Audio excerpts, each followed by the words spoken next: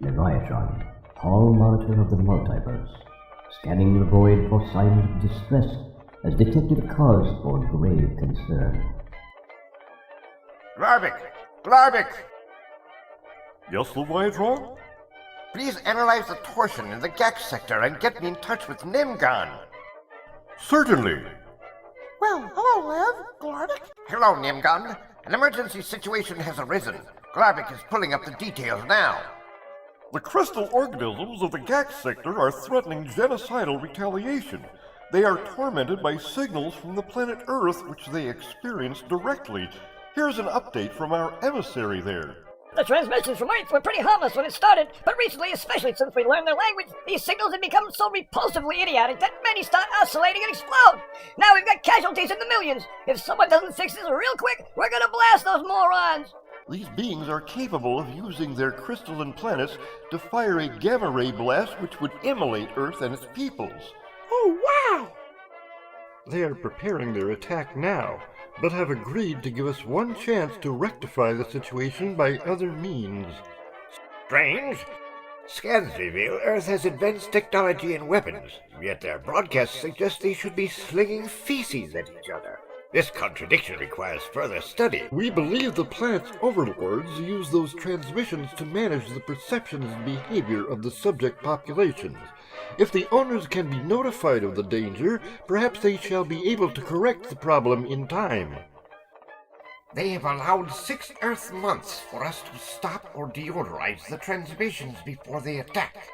The destruction of several billion humans would be grossly inequitable. I believe you, Nimgon, may be the only being capable of succeeding in a crisis of this enormity. Unless, of course, everyone in authority there are imbeciles. Oh, yeah, I've seen cases like that. They're sad. So, Nimgon, may I inform the Council you have agreed to meet the demands of the Gak sector and rescue this annoying planet? Well, sure, I guess. Let me check something. Hey, Bob, Larry, how are we set for traveling? I just finished the 100 billion light-year front-end service, and Larry's changing the oil now. All finished. We're ready to go at any time. We're set. You want us to go directly to Earth? You'd better stop at Glaflox on the way. I'd like Glarvik to brief you on the situation there. Yes, I would like to put you in touch with our contact there, Guardian Secret Master Hu, and would also like to share my cultural analysis on the transmissions we've been monitoring. Who did he say is our agent on Earth? Yes! I mean, the name of the Guardian on Earth. Who? The Guardian on Earth. Who is our Guardian on Earth? How would I know?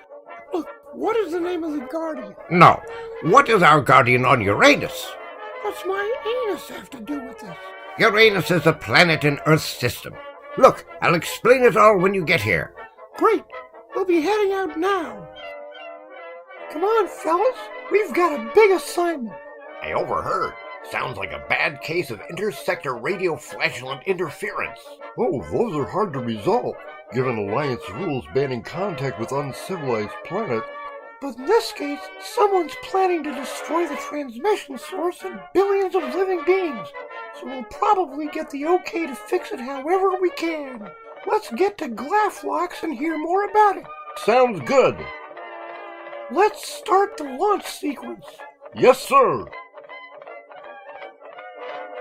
Set course for Glaflox. Check. Course set. Start engines. Check. Engines started. Activate shields. Check. Shields up. Registration. Proof of insurance. Check. All okay. Ready for launch. And off we go. Parking brake. Oh, thanks. And off we go.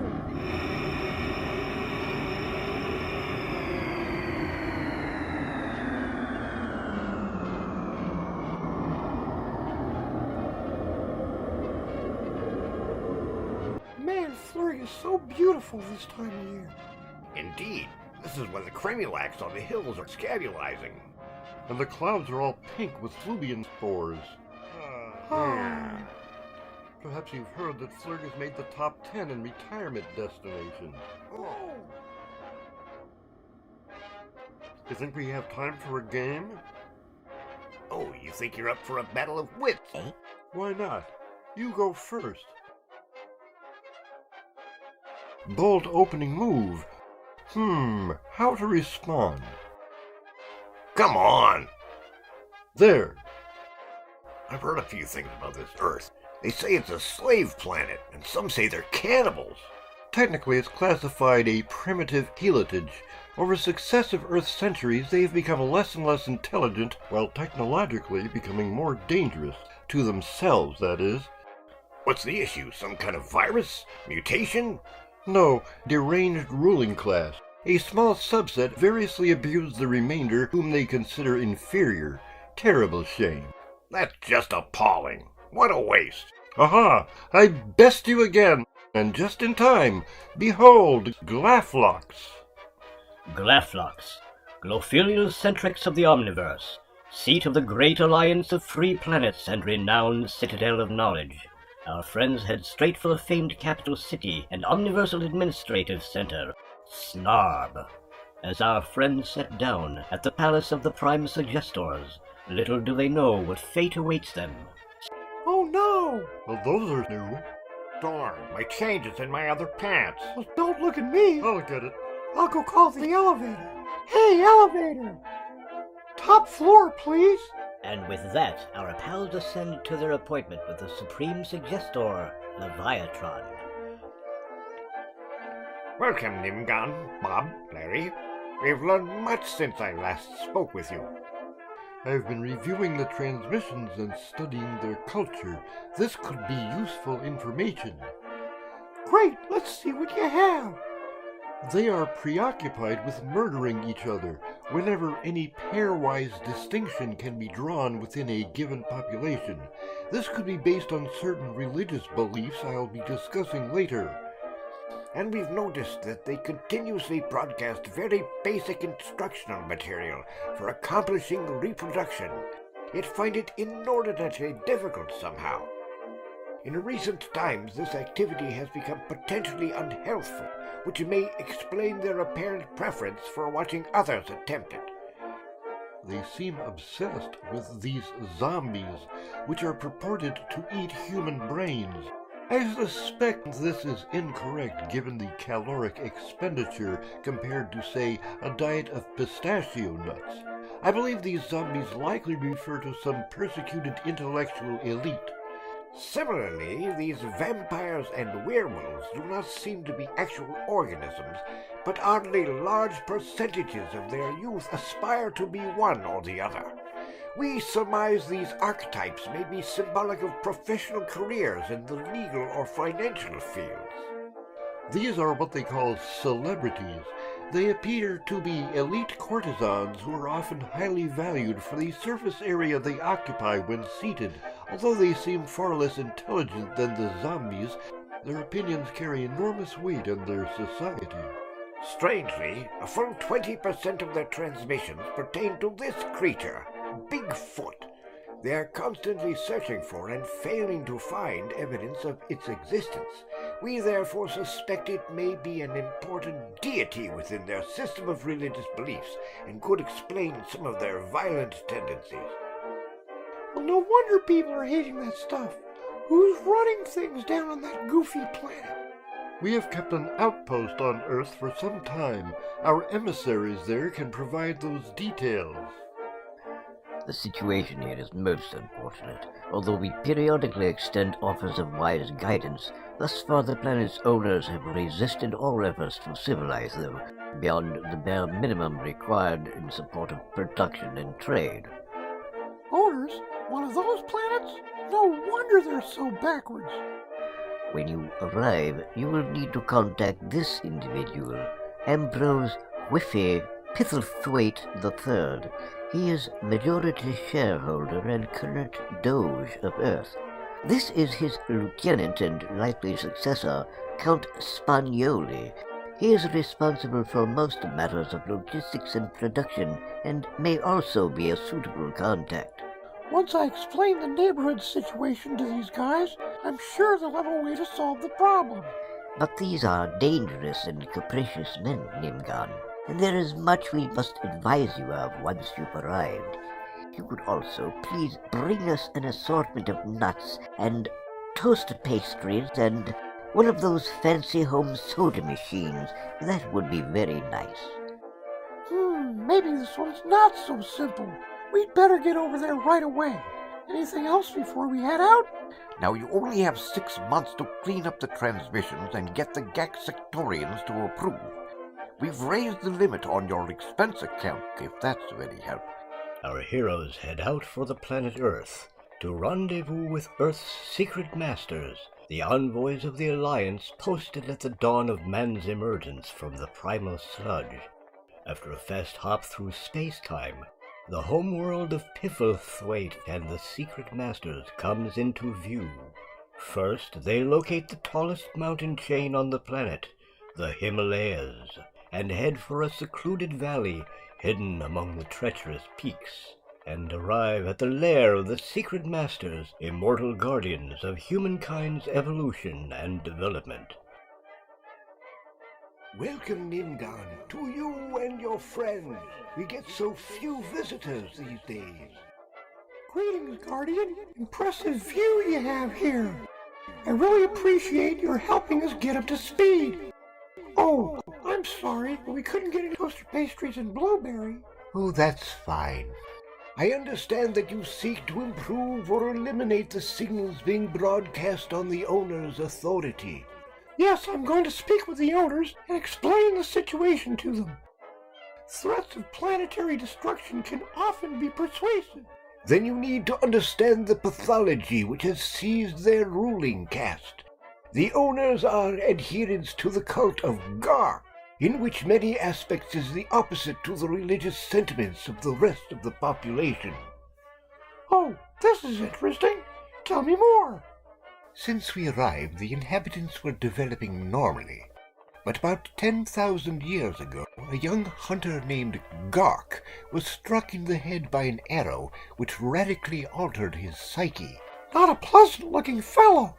In his peculiar view of nature and animal life, he stopped hunting and preferred to rob and murder his compatriots. This practice came to be known as garking. He was not popular, of course, but became wealthy very quickly. There quickly arose a system of tribute, where merely the fear of being garked was enough to make others share the bounty of their labors. And strangely, some Gark attack survivors began to crave garking others in turn, and rallied with Gark, thus beginning the reign of the cult. Over the centuries, the cult continued to rule from behind the scenes, but in addition to refining the techniques of violence, they have developed sophisticated psychological means to control the populace. And over the last Earth century, these techniques have been extended to include the toxic radiogarchic signals which now radiate from the surface. So now you have been advised on what to expect. Believe nothing, question everything. The perfidy of the Cult of Gark knows no bound. Well, I really appreciate your giving me that background, and I certainly will tread carefully when dealing with these people. So how do I go about getting a hold of this Pifflethwaite character? He has provided us this back-channel contact for direct messaging to him, which has its limitations. Global Niceness Foundation. How may I direct your call? Code Alpha 34. Master Flibnik here. Give me Pifflethwaite immediately. Is he expecting your call? What is this in reference to? No, I need to discuss the imminent destruction of the Earth with him right away. Yes, it's always very urgent. Hold the line, please. It's unlikely they will put us through directly. I strongly recommend you pursue alternate solutions in parallel. Mr. Pifflethwaite has an opening at 4:35 next Wednesday, the 27th. But I have someone here from the Alliance. Isn't there any way to reach him sooner? Mr. Pifflethwaite is a very busy man, sir. We'll take the 27th, and glad you're confident there will be a 27th. Thank you for calling the Global Niceness Foundation. Have a nice day. I'm starting to get the drift now. Where are these guys anyway? Maybe I should just drop in on them. Actually, they're not far from here. This is a very exclusive neighborhood. but trying to drop in would be a bad idea. Not that they could harm your ship, but it would just take longer to get an appointment. I see your point. So show me where they are. We didn't scan anything of note in these other mountain peaks. So where are they? In those high peaks? I sure don't see anything.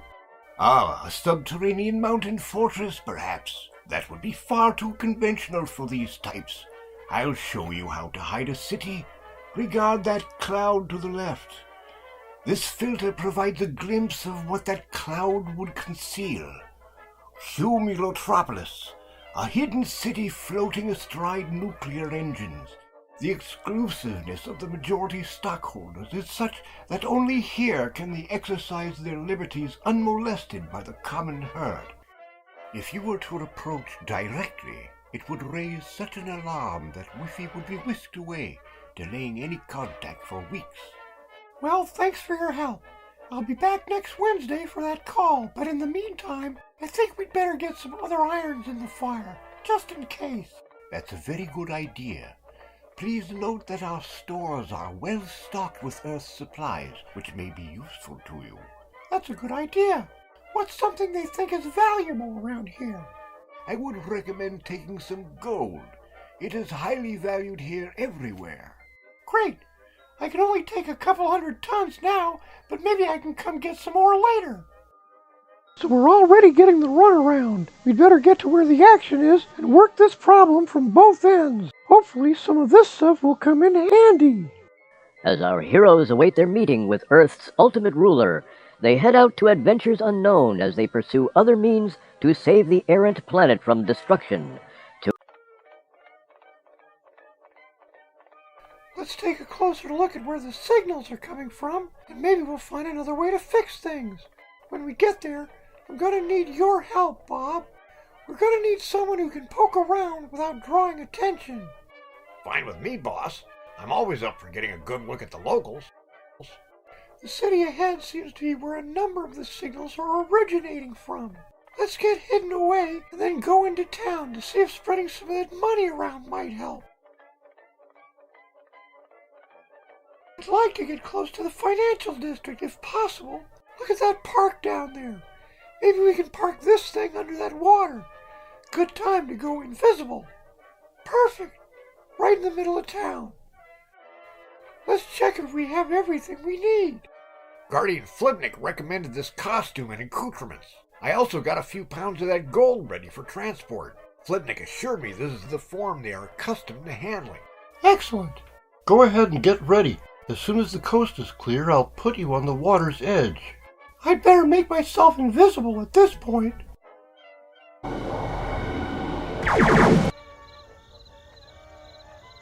Flipnick said the investment bankers will be meeting in the building ahead, work with Whiffy's cronies. Exactly the right people. This should be fun.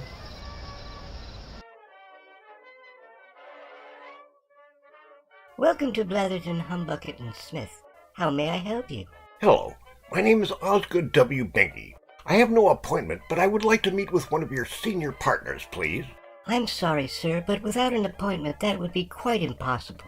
Could you please inquire for me? I've traveled quite a long distance and unfortunately am a little anxious being on your streets with the case of valuables I'm carrying. Thanks, Carol. Perhaps I can help this gentleman. I have a little time before my 3 o'clock. If you could please step into my office here, you can tell me how we might be of service. I've brought a considerable amount of startup capital, which I'd prefer to leave with you, and would like your assistance putting a business concern together. Well, we may be able to help you, but what funds were you planning on depositing with us? Oh my God, this is completely unexpected. Pardon me. Mr. Blatherton, can you please come to my office? I have a very unusual situation here. Not sure what it's worth. Changes minute to minute, you know how it is. I'm sorry, Mr. Binky. This is certainly worth millions, but we don't do gold, especially not illegal contraband. We cannot be involved in such matters. Good day to you, sir. Such a shame, but thanks for your time. I can't believe I got stuck with this trash, and to think I've got hundreds and hundreds more of these. Those guys started off a little frosty, but turned out to be really helpful. Now we're ready to start shaking things up a little. Yeah. Although our heroes have succeeded in the first phase of their plan, word of the Binky investments is already circulating.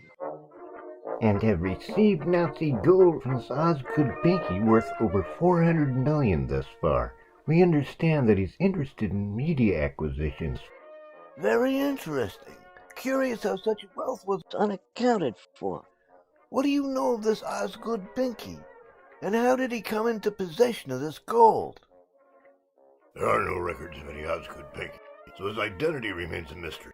He's under constant surveillance, and we seek to collect fingerprint and/or DNA samples. Suspect he's a frontman for others unknown. Monitor developments in this case closely, and advise me immediately when you have more on Binky or his plans. Most assuredly, my lord.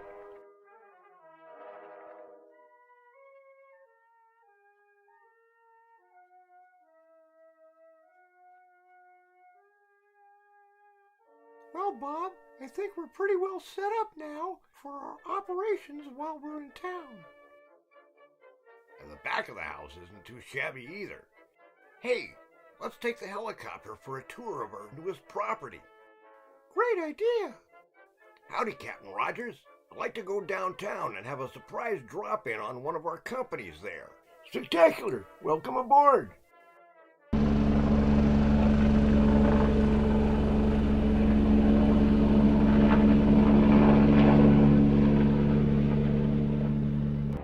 Let's sit down there on the NBS building.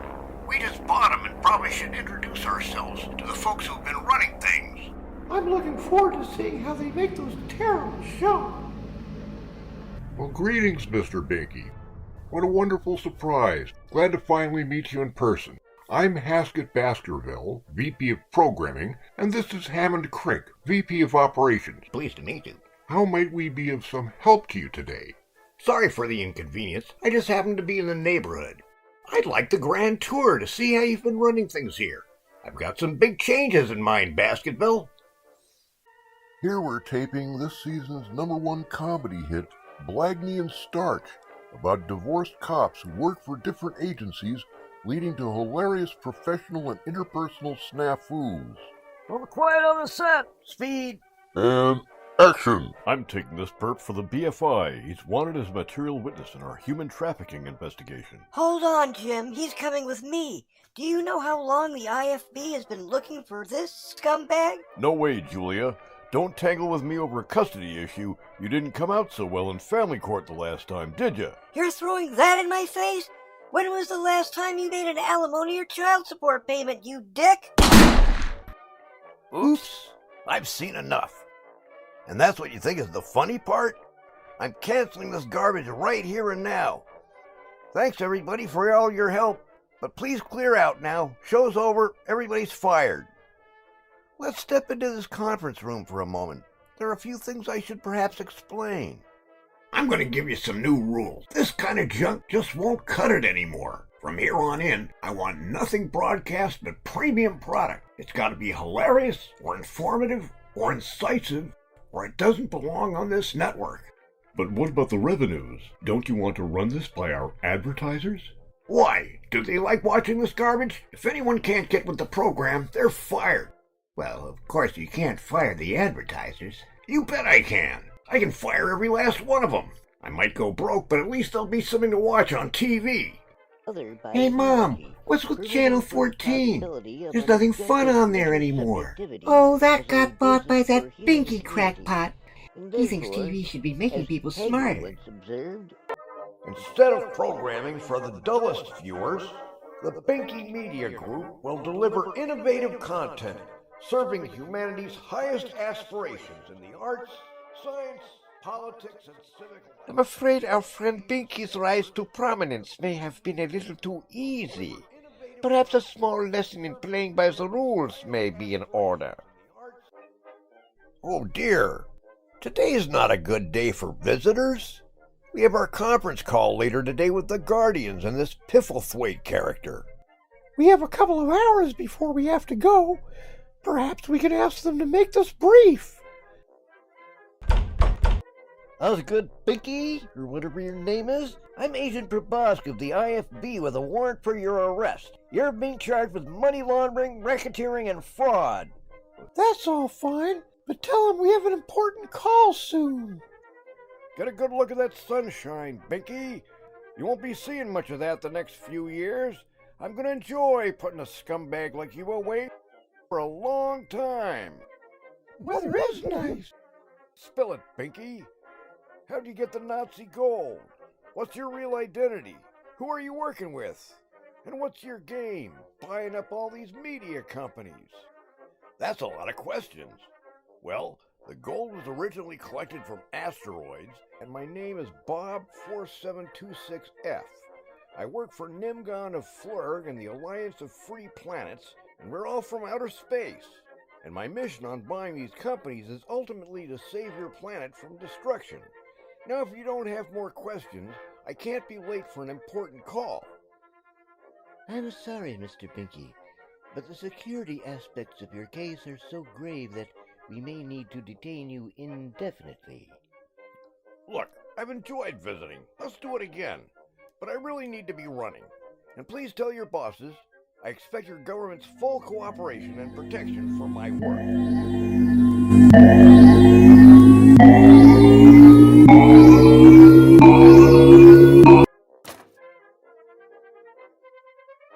Well, now you can add escape to those sharks. With just minutes to spare, our pals are back on their way to the Secret Master's lair for the big face-off with Whiffy Pifflethwaite. Sorry to cut this so close. We ran into a little trouble this morning. No matter.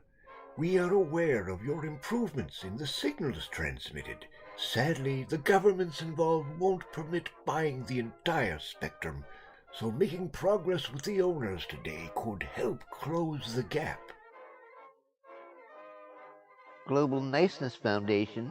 This is Master Flibnik for our 4:35 meeting with Mr. Pifflethwaite. Hold the line, please.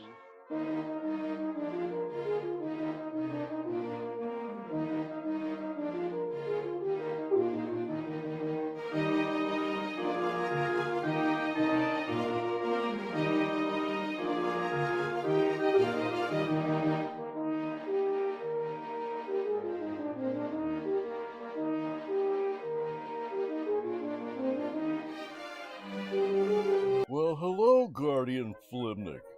It's been so long since I've had the pleasure. Now what can I do for you today? Greetings, Doge. With me is Nimgon of Flurg. He has been sent by the Alliance to prevent the destruction of your planet. A galactic neighbor of yours, complaining of injury by your electromagnetic transmissions, will incinerate you by gamma ray burst unless you can reduce their toxicity within 6 months. Well, that would certainly be undesirable. Be assured we will do what we can if you can specify the changes needed. And I see this Binky fellow, who I assumed was your man, has already started making changes along those lines. Yes, but there is only so much he can do with the time available. Can you effect similar changes for the other broadcast sources? As I said, we'll do what we can, but we exercise power mainly indirectly and over time. For any hope of success, you need to engage our burgocratic structures directly for your reforms. I must insist, however, that you disclose this threat to no one. The result could be chaos and inestimable bloodshed. Well, we'll do what we can. There are a few things we could try, but you are the ones in the gamma ray crosshairs, you know.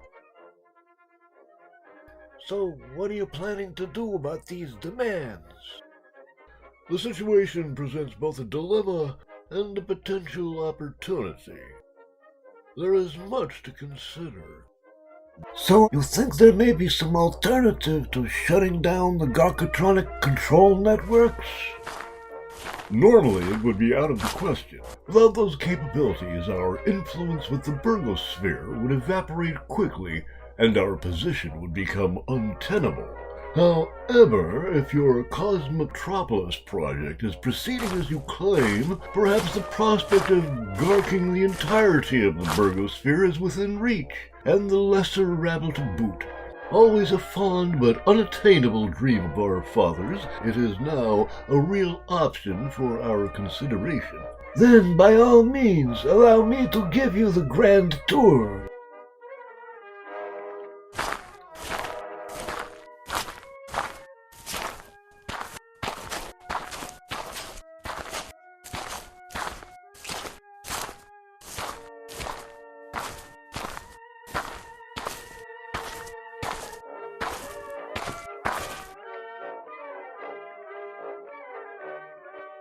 Captain Schwenk, can you take us for a little ride?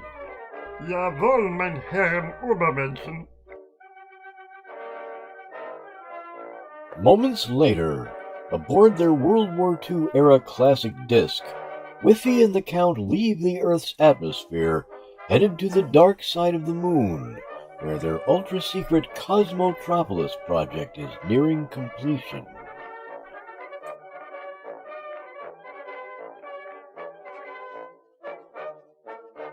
There she is, with capacity for nearly 25,000 from the register and 8 generations of their progeny, plus room and steerage for 40,000 boogers and their spawn to, do things. Excellent, and I understand that the new resort on Mars is also ready to open, so perhaps it's time to spread our wings and discover new worlds to be garked. Not an unworkable idea. The conditions of the surplus population have always been black marks blocking our entry into the Alliance and access to their technology. We would have no blood on our hands as, Gark forbid, we'd never hear the end of it if we exterminated them ourselves. Also, even if we chose to, I'm not sure we could penetrate the psycho-garkic conditioning of the executive Virgo sector to effect the changes needed. After all these eons, they have come to love Garkism, and it is deep in their blood. I do not envy our little green friend in his task. Let us reflect on this for a while, and then we shall decide what sort of assistance to render. Whatever your decision, my lord, I shall ensure preparations are in place for all eventualities. What would Gark do? I'm not sure how much cooperation we can expect. We may still be holding the bag on this project. How did it happen that these guys never joined the All Worlds Alliance? Well, it's a sad tale. Their enshrinement of intra-species predation prevented their embarking on any sound path toward higher civilization. They are perhaps 5,000 years behind their grade level by any estimate. They are aware of the benefits of the Alliance, but reject much of the Charter as too egalitarian. They care nothing for mastering space-time, and even find the promise of unlimited energy loathsome.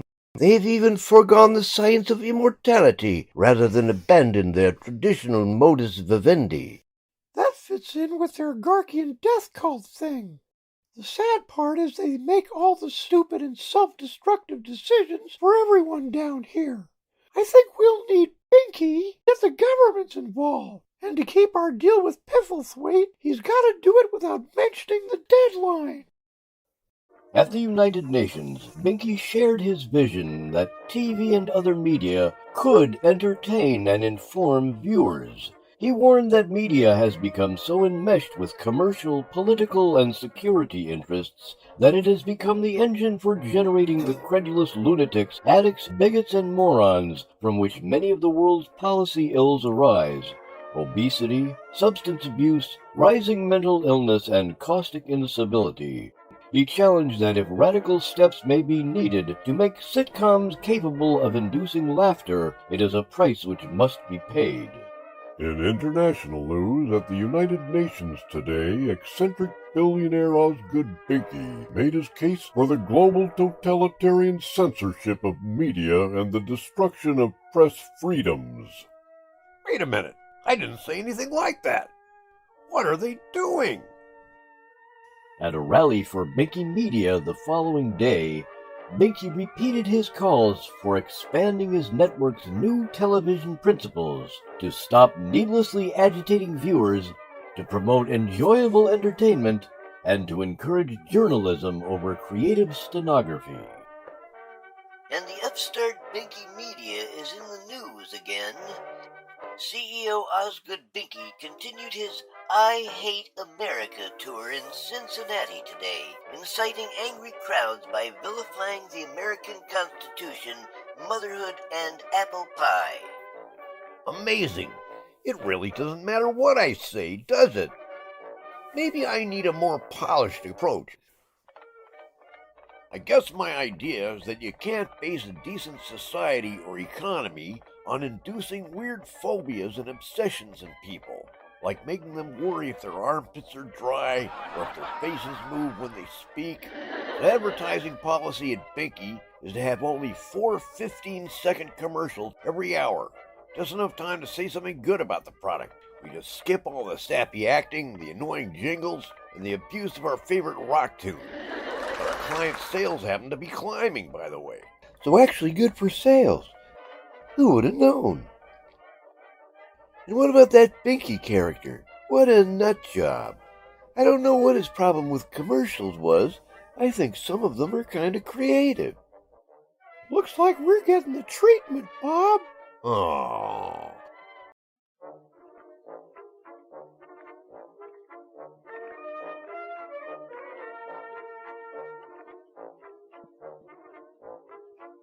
No time for TV, Mom. I'm playing with electroplating, see? The voltage across the anode and cathode make the gold ions migrate through the solution to this zinc ring.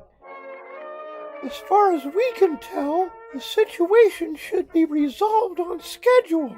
Folks have really taken to the new, less painful programming. Excellent, Nimgon.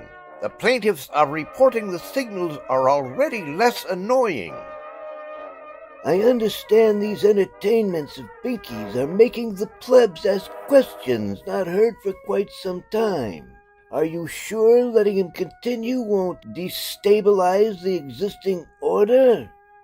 Bless them for their efforts to save our little planet. Let us hope nothing disturbs this new tranquility as our deadline approaches.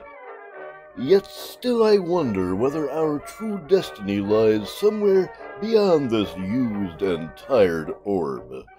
And are working out those details, so I believe the contract should be completed later this week.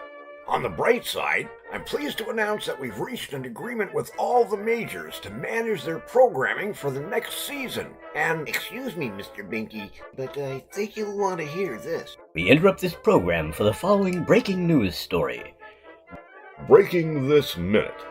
NASA has confirmed reports that scientists have intercepted communications from deep space which are in fact humankind's first contact with beings from elsewhere in our universe. This is footage of the transmission. This creature, calling itself Calgzot, has declared an intent to take possession of the Earth. NASA says Calgzot has disavowed any interest in eating humans, but otherwise their intentions remain unknown. Wait a minute. Calgzot's just a petty criminal and scam artist. Who put him up to this charade? And that was just the beginning of the troubles to come. Reporting riots and looting in 22 major cities since the alien contact. We'll be covering the carnage 24/7 as the world plunges down the toilet. The world upside down, on the verge of alien conquest and domination. What horrors await? What debasement and degradation to come? These are the questions all are asking today. The robberies were traced to militias organized against the alien takeover. Police have arrested several suspects, but many remain at large. As National Guards move in to quell civil disturbances, panic reigns in the streets, worsening with every reported UFO sighting. With the gang at his mountain retreat, Binky receives a surprise invitation. The Garkites must be behind all this for whatever reason. First, the alien invasion hoax seems to be erasing the progress you have made, and now this dress ball invitation at Cumulotropolis from Pifflethwaite has arrived. Of course, you will need to attend, and perhaps we can learn more about what the Garkians are planning. en route to the airport and one of Whiffy's jets.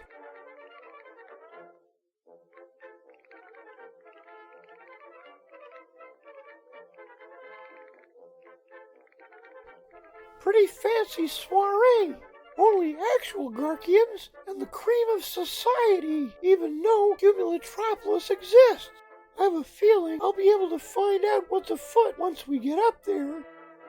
Well, hello, Mr. Binky. I'm Captain Scott. We'll be departing momentarily. Please allow me to introduce you to your fellow passengers, Secretary Barkster and his lovely wife, Nancy. Binky, so glad we're traveling together. It's a frightfully long haul, you know. But if you've never been to one of Whiffy's fetes before, you're in for a real treat.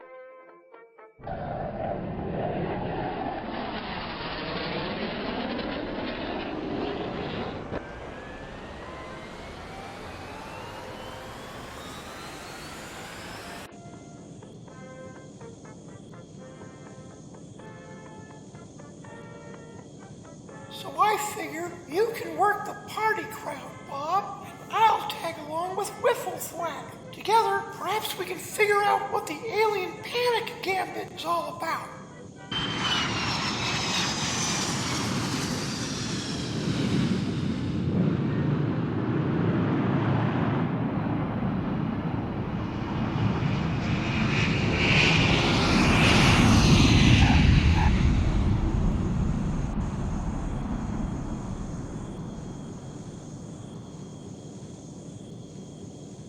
Welcome, dear Secretary and Mrs. Barkster. Please join the festivities, and I'll be right with you. And Mr. Osgood Binky, I've been so looking forward to meeting you in person. You know I've done what I could, and perhaps we can address recent developments on a call very soon. I do hope you know something about this threatened invasion. But tonight is for celebration. I see someone I need to speak with, but please enjoy the party, and we'll be in touch shortly. Count. I'm glad that this party provides an opportunity to have a little private chat with our brothers and sisters in Gark.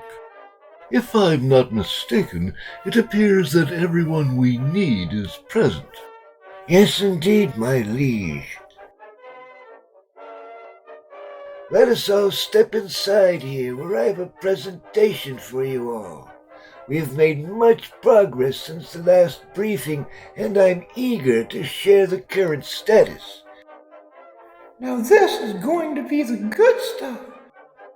Please listen carefully. For those not here at evacuation time, Cosmotropolis will make one pass across these collection sites. Where needed Burgo assets will also be taken. In talks with Kalgzat's people, they remain determined to destroy the Earth. Fortunately, we are prepared. Until the properties on Mars can be expanded, Cosmotropolis will easily sustain us. Let's have a peek into his laptop. I'll bet he's got all of the details. The last pieces are now in place. Perhaps it's best we stick with the alien invasion cover and avoid all the messy details of the Alliance's ultimatum. They're also garking the Garkians. Well done, Whiffy. So Whiffy and the Count whipped up the alien hoax, both to make sure the deadline got missed and to convince their Gark brothers of the necessity of moving to Mars. They've been working with Kalgzat for some time now, who also sold them some bootleg Alliance technology for their ship. The gigantic ship has attacked a number of the world's major cities, abducting thousands for foul purposes unknown. Because of the locations selected, many esteemed and talented individuals and a number of world leaders appear to be among those listed as taken or missing. Panic ensues as Cosmotropolis passes over Los Angeles, California.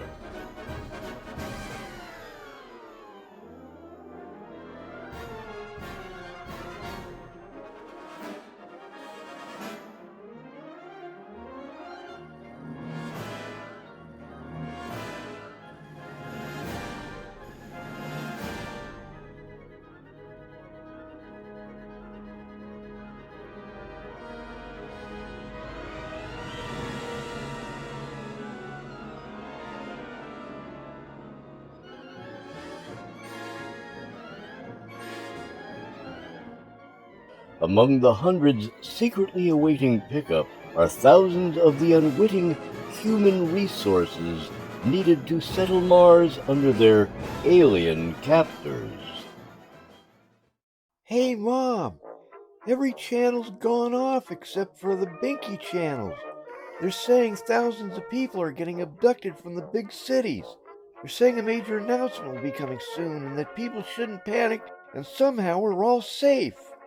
Let's hope since we're out in the sticks we'll get left alone. Keep me posted on what they're saying. The alien onslaught ended as suddenly as it began, as Cosmotropolis leaves the Earth behind forever. Behold, Count, Mars, god of war. How poetic that it should become our ultimate home. A little terraforming, and in a few hundred years it will be paradise itself. We needed this change, Count. I believe the past few hundred years, relying less on honest force and more on the subtle manipulation of opinion and emotion, have perhaps robbed us of our vitality. If Gark wills that we are able to join the Alliance as a new inhabited planet, the options open to us for exploration and plunder could be limitless. Until settlement is completed, I think it best for the sake of the burgle talent we snatched to maintain the illusion of alien domination. Not only could we work them a tad harder that way, but in time we might effect their liberation from alien bondage. What a glorious founding mythos that will be for a grateful posterity. As far as our peers are concerned, as to our dealings with Calxot, etc., I would prefer that what happened on Earth stayed on Earth, if you follow my meaning. We interrupt this program for the following important announcement from Osgood Binky. Hello, everyone. Osgood Binky here. I want to let you all know the crisis is over. Everyone is completely safe, and there is no alien invasion afoot. The alien invasion was a grand hoax, staged by a faction of the Earth's ruling class who used it as cover for evacuating and abandoning your planet. The reason I have these details is that I myself am an alien. Working with the Alliance of Free Planets and the brilliant Nimgon of Flurg, we were sent to Earth to ensure the safety of the populace during this transitional time. For proof that the invasion was a hoax, and for further details, let me turn it over to our special correspondent, Nimgon of Flurg. Greetings, Earthlings! We arrived when Earth was facing violence unless television could be improved. But your leaders, rather than tampering with the edifice of illusion and idiotic notions which makes their way of life seem normal, abandoned the Earth to its fate to try a do-over on Mars. My guest, a Binky exclusive, is Calxot, not a real invader, but just one player in the staging of a gigantic hoax. And he claims he was paid to do so by Earth's rulers. Is that correct, Calxot? Thanks, Nimgon. Yes, I was richly paid by one named Pifflethwaite to play the role of alien conqueror, as part of his plot to evacuate Earth's rulers for settlement on Mars. At the time I was not comfortable scaring people, but urgently needed the cash. But what I did not know then, Nimgon, was that they also abducted tens of thousands of unsuspecting vassals, which is really not nice. Under these circumstances, I thought it best that I rat out my former employer in the press. Binky news sources tell us Pifflethwaite and his followers also used the fake invasion to fool the majority of Earth's ruling elite into undertaking the move to Mars. It's reported he doubted they were bright enough to see how essential bad television is to maintaining order. Well, there you have it. No invasion and no danger. Under these circumstances, the Alliance has declared the Earth abandoned property to be signed over to the current inhabitants. They have also demanded the immediate release of the skilled hostages whose kidnapping incidentally shut down the media networks, thereby resolving the original complaint.